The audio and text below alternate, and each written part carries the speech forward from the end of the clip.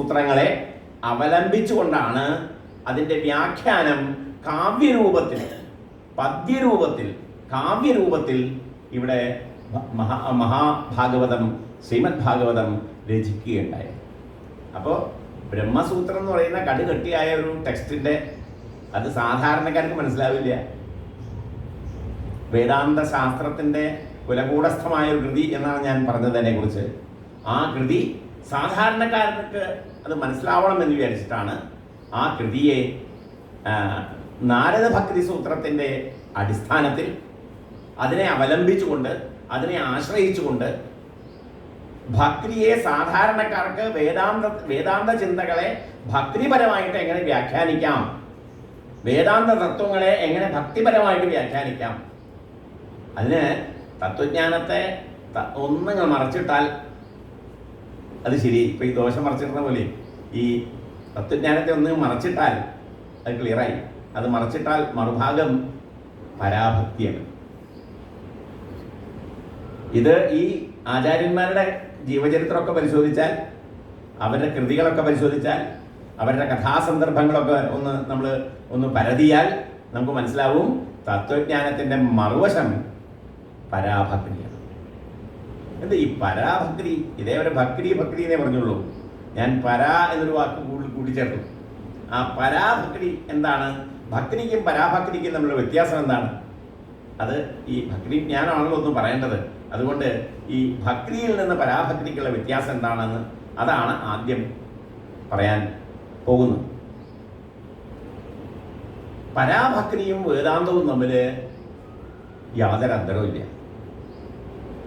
ഈ സാധാരണ പറയും, ഇപ്പോൾ ശങ്കരാചാര്യരൊക്കെ മറ്റേ വിവേക ചൂടാമണി മുതലായിട്ടുള്ളതായിരിക്കുന്ന കൃതികളിലൊക്കെ ഭക്തിയെക്കുറിച്ച് അവിടെ അദ്ദേഹം പറയുന്നുണ്ട്.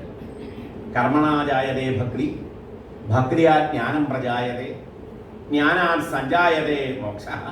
ഇത് വേദാർത്ഥ നിശ്ചയ. കർമ്മം ആദ്യം ഈശ്വര വിശ്വാസമോ ഭക്തിയൊന്നും വേണമെന്നില്ല. നിങ്ങൾ കർമ്മം ചെയ്തോളൂ. വിവേകാനന്ദ സ്വാമികളൊക്കെ പറഞ്ഞ പോലെ കർമ്മം ചെയ്യും. സമൂഹത്തിന് വേണ്ടി നല്ല നല്ല കർമ്മങ്ങൾ ചെയ്യും. നല്ല നല്ല കർമ്മങ്ങൾ ചെയ്യുമ്പോൾ മനസ്സിനൊരു തെളിച്ചം വരും. നമ്മൾ നല്ല കാര്യങ്ങൾ ചെയ്യുമ്പോഴേ നമ്മുടെ മനസ്സിനൊരു തെളിച്ചം വരും. ഒരു സാത്വിക പ്രകാശം നമ്മുടെ മനസ്സിൽ വരും. അതിലുള്ള ഈ രജസ്സും തമസൊക്കെ ഇങ്ങനെ കുറേശ്ശെ ഇങ്ങനെ ഒഴിഞ്ഞു പോണ പോലെ തോന്നുന്നു. നമ്മുടെ വളർച്ചയ്ക്ക് തടസ്സമായിട്ട് നിൽക്കുന്ന രണ്ട് ഗുണങ്ങളാണ് രജസ്സും തമസും. ഈ രണ്ട് ഗുണങ്ങൾ ഇങ്ങനെ ചോർന്നു പോണ പോലെ നമുക്ക് അതിനെ അനുഭവപ്പെടും. സത്വഗുണം പ്രവൃത്താവും. സത്വഗുണത്തിൻ്റെ സ്വഭാവം ഒരു വിളക്ക് പോലെയാണ്. ഒരു വിളക്ക് എങ്ങനെയാണ്? അത് കത്തിച്ചാൽ ആ വിളക്കിൻ്റെ പ്രകാശത്തിൽ ആ വിളക്കിനെയും കാണാം, വിളക്കിൻ്റെ പ്രകാശത്തിൽ മറ്റുള്ളവയെയും കാണാം. അങ്ങനെ ഒരു വിളക്ക് പോലെയാണ് സത്വഗുണം. ആ സത്വഗുണത്തിൻ്റെ പ്രകാശത്തിൽ പ്രകാശിക്കുന്ന അവിടെ അങ്ങനെയുള്ള ഹൃദയത്തിലാണ് ഭക്തി ഉണ്ടാവുക. ഈശ്വരൻ വരിക. ഇത് ഭഗവത്ഗീതയിലൊക്കെ ഇത് വളരെ പല തരത്തിലും ഇതിനെ ഇൻ്റർപ്രറ്റ് ചെയ്തിട്ടുണ്ട്. ഈ ആശയത്തെ തന്നെ പല ആംഗിളിൽ കൂടെ സമീപിച്ചിട്ടുണ്ട്, വ്യാഖ്യാനിച്ചിട്ടുണ്ട്, ഭഗവാൻ അർജുനനായിട്ട് ഉപദേശിച്ചിട്ടുണ്ട്. അപ്പോൾ ഇവിടെ ഈ തെളിഞ്ഞ അന്ധകരണം തെളിയണമെങ്കിൽ ആദ്യം കർമ്മം ചെയ്യണം. അതുകൊണ്ടാണ് ആദ്യം കർമ്മം ചെയ്യാൻ പറഞ്ഞത്. ആദ്യം ഈശ്വരൻ ഇവിടെ വന്നിരിക്കണമെങ്കിൽ, നമ്മുടെ ഹൃദയത്തിൽ വന്നിരിക്കണമെങ്കിൽ നല്ല നല്ല കർമ്മം ചെയ്തത്. ഇതുപോലുള്ളൊരു സജ്ജന സമാഗമം ഇത് വലിയൊരു കർമ്മമാണ്, വലിയൊരു കർമ്മമാണ്. ഇതോടുകൂടി മനസ്സങ്ങ് തെളിയും. മനസ്സ് തെളിയുമ്പോൾ അവിടെ ഭഗവാൻ ഇവിടെ പറയുന്ന വിഷയങ്ങളൊക്കെ നമ്മുടെ ഉള്ളിൽ കയറും. ഈശ്വരൻ നമ്മുടെ ഇതിലേക്ക് വരും. അങ്ങനെ അതാണ് രണ്ടാമത്തെ സ്റ്റേജ്, ഭക്തി. ആ ഭക്തി അതിൻ്റെ ഉത്തമ ദശയിലെത്തുമ്പോഴാണ്. അപ്പോൾ ആദ്യമൊക്കെ ഭക്തി എന്ന് പറഞ്ഞാൽ ഭാഗവതകാരൻ തന്നെ പറയും എത്ര തരത്തിൽ ഭക്തിയുണ്ട്, പലതരത്തിലും ഭക്തിയുണ്ട്. പക്ഷേ പ്രധാനമായിട്ടും 3 തരത്തിൽ പറയാം എന്ന് വേദവ്യാസൻ പറയും. ഒന്ന് പ്രാകൃത ഭക്തി, പിന്നൊന്ന് മധ്യമ ഭക്തി, അത് കഴിഞ്ഞാൽ ഉത്തമ ഭക്തി. അധമ ഭക്തി എന്ന് പറയില്ല. വ്യാസ മഹർഷി ഒരിക്കലും അധമൻ എന്നുള്ള വാക്ക് ഉപയോഗിക്കും. പ്രാകൃതം എന്താ? പ്രാകൃതം എന്ന് പറഞ്ഞാൽ മലയാളി പറയുന്ന പ്രാകൃതം അല്ല കേട്ടോ. സംസ്കൃതത്തിലുള്ള വാക്കാണത്. പ്രാകൃതം എന്നുള്ളതിന് അതിനർത്ഥം പ്രാഥമികമായിട്ടുള്ളത് അർത്ഥം, പ്രാകരണികമായിട്ടുള്ളത്, പ്രകരണത്തിൽ ആദ്യമായിട്ട് ഫസ്റ്റ് ഉണ്ടാവണത് എന്നുള്ള അർത്ഥത്തിലാണ്. അപ്പോൾ ആദ്യം ഉണ്ടാവണ ഭക്തി എങ്ങനെയാണ്? നമ്മുടെ ഭക്തിയൊക്കെ അത് കുറെ ബഹിർമുഖാണ്. നമ്മളിതുപോലെ പ്രതിമ വെച്ചു, കൂട്ടു, പൂജ കഴിച്ചു, അങ്ങനെയൊക്കെയുള്ള കുറേ വിളക്കുകൾ കത്തിച്ചു, കുറേ ചന്ദനത്തിൽ കത്തിച്ചു, ഇങ്ങനെയൊക്കെ ആയിട്ട് ഇതാണ് നമ്മുടെ പൂജ. മൂർത്തി മൂർത്തി പൂജ. പക്ഷേ അത് വെറും ബാഹ്യമാണ്, അതിന് ഫലം വളരെ കുറവാണ്. പക്ഷേ അതിനെ ഒഴിവാക്കാൻ പറ്റില്ല. അതാണ് ഉദ്ധവൻ അവസാനം എല്ലാ ഉപദേശവും കഴിഞ്ഞിട്ട് പോവാൻ നിൽക്കുന്ന സമയത്താണല്ലോ ഭഗവാന്റെ സ്വർഗാരോഹണമൊക്കെ വരണത്. ആ സ്വർഗാരോഹണത്തിന് മുമ്പ് ഉദ്ധവൻ പറയാണ്, അങ്ങ് ഇവിടുന്ന് പോയി കഴിഞ്ഞാൽ പിന്നെ ഈ മൂർത്തിയെ ഒന്ന് പൂജ കഴിക്കാൻ പറ്റില്ല.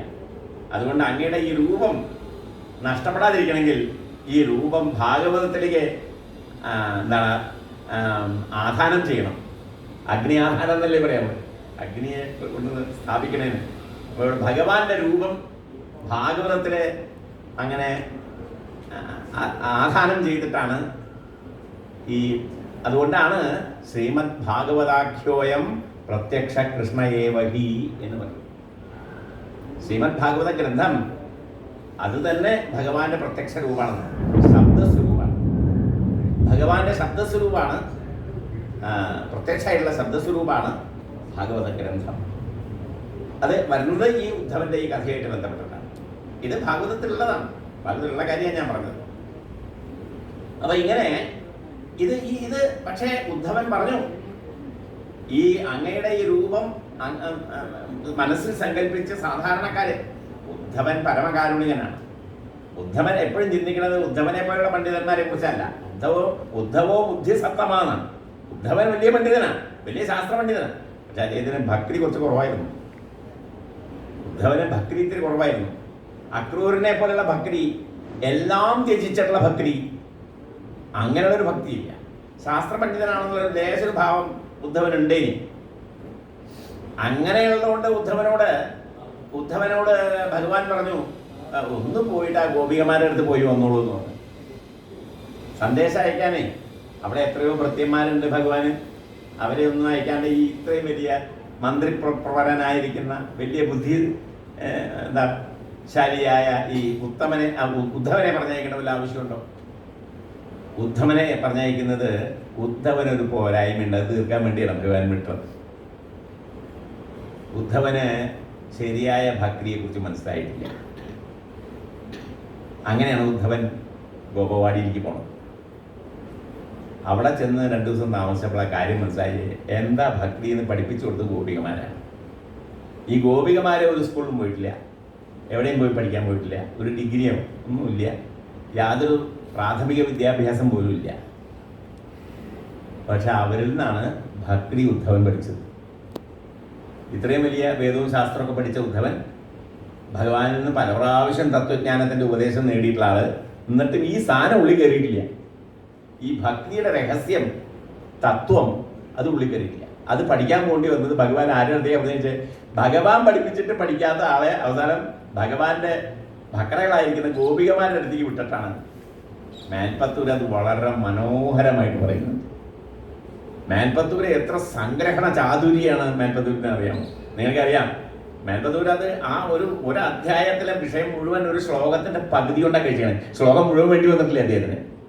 ഏവം ഭക്തി സകലഭുവനേനേക്ഷിതാ നശ്രുതാവാ കിം ശാസ്ത്രൗഘൈഃ കിമിഹ തപസാ ഗോപികാഭ്യോ നമോസ്തു. അവസാനം ഈ ഗോപികമാരിൽ നിന്ന് ഭക്തിയുടെ രഹസ്യം പഠിച്ചു കഴിഞ്ഞ ശേഷം ഉദ്ധവന്റെ വാക്കുകളാണ്. ഇങ്ങനെയുള്ളൊരു ഭക്തി കേട്ടിട്ടുമില്ല, കണ്ടിട്ടുമില്ല. നേക്ഷിത ന ശ്രുതാവ, കേട്ടിട്ടുമില്ല, കണ്ടിട്ടുമില്ല. കിം ശാസ്ത്രൗഘൈഃ, ഞാൻ ഈ പഠിച്ച ശാസ്ത്രം കൊണ്ട് എന്ത് ഫലം എന്നാണ് അവനുണ്ട്. ആത്മപരിശോധനയാണ്. ശാസ്ത്രൗഘം, അനേകം ശാസ്ത്രങ്ങൾ ഞാൻ പഠിച്ചിട്ടുണ്ട്, എല്ലാറ്റിലും അങ്ങേറ്റത്തെ വിജയവും കിട്ടിയിട്ടുണ്ട്. പക്ഷേ ഈ ശാസ്ത്രങ്ങളെ കൊണ്ട് എന്ത് പ്രയോജനം? ഇതെല്ലാം കൊണ്ടും ചെന്ന് എത്തേണ്ടത് ഭഗവാനിലേക്കുള്ള ഭക്തിയിലേക്കാണ്. അത് കിട്ടിയില്ല, പിന്നെ വെറുതെ കിട്ടിയിരുന്ന പ്രയോജനം. ആ ഭക്തിയിലെത്താൻ ഗോപികമാർ വേണ്ടി വന്നു. ഒരു അക്ഷര വിദ്യാഭ്യാസമില്ലാത്ത ഗോപികമാർ പഠിപ്പിക്കേണ്ടി വന്നു. അതുകൊണ്ട് ആ ഗോപികമാർക്ക് എൻ്റെ സാഷ്ടാംഗ നമസ്കാരം എന്ന് പറയാൻ ഉദ്ധവൻ. ഏവം ഭക്തി സകലഭുവനേ നേക്ഷിതാ നശ്രുതാവാ കിം ശാസ്ത്രൗഘൈഃ കിമിഹ തപസ. തപസ്സുകൊണ്ട് പോലും ഫലമില്ല. ഗോപികമാരൊന്നും ഒരു തപസ്സും ചെയ്യണില്ല. അവരൊരു ദിക്കിൽ നിന്ന് നാമം ചെല്ലി കുളിച്ച് ഭസ്മൊക്കെ തൊട്ട് നാമം ചെല്ലണമൊന്നുമില്ല. പക്ഷെ അവർ വെണ്ണയും